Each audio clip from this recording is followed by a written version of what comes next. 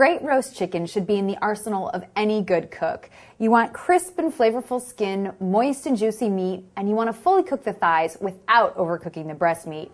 In this video, I'll share our recipe for the ultimate roast chicken with all of the tips you'll need for delicious results every time.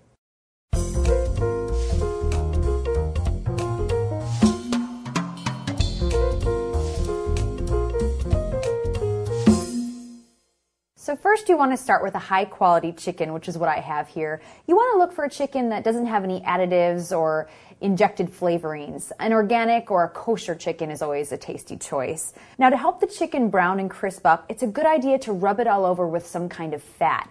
This can be as easy as rubbing it with olive oil.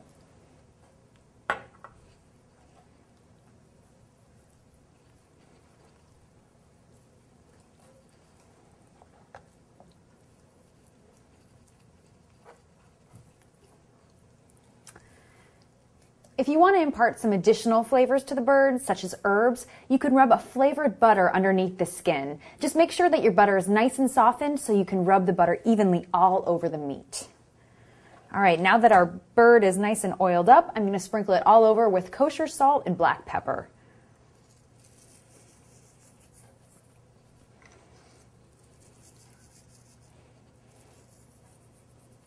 And you want to be sure to get inside the cavity when you're seasoning the chicken.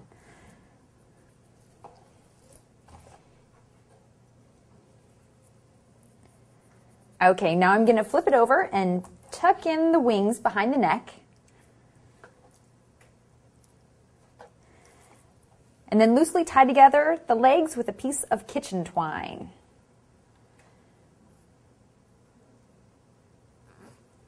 This helps the bird to keep a nice compact shape so that it cooks evenly. Now, if you usually save your roasting rack for Thanksgiving, you're going to want to pull it out for roast chicken. A rack helps to hold the bird up off the bottom of the pan, allowing air to circulate all over the chicken. That means you get a nice, evenly brown bird. So I'm actually going to start cooking my chicken breast side down. This is going to allow all of the juices to gather in the breast meat during the first half of cooking. Later on, I'll flip it over and allow the juices to redistribute, but there'll be plenty of moisture left in that breast meat. Your chicken will roast more evenly if you let it sit out at room temperature for about 30 minutes before it goes in the oven. I've been heating my oven at 450 degrees.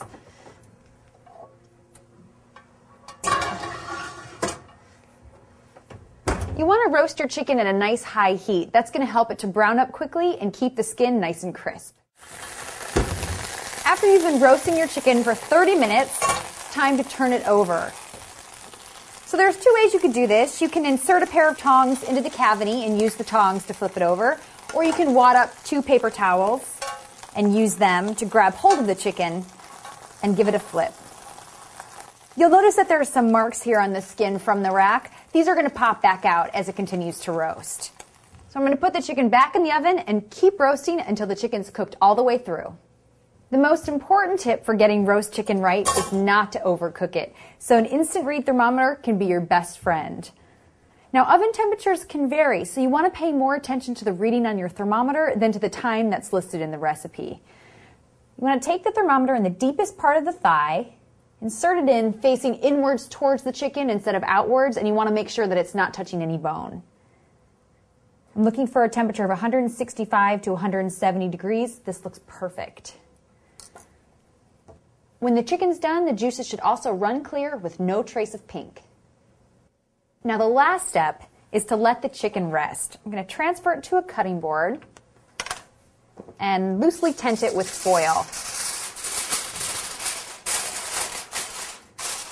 You want to let the chicken rest for at least 15 minutes. This is going to allow all of the juices to redistribute, giving you moist and tender meat.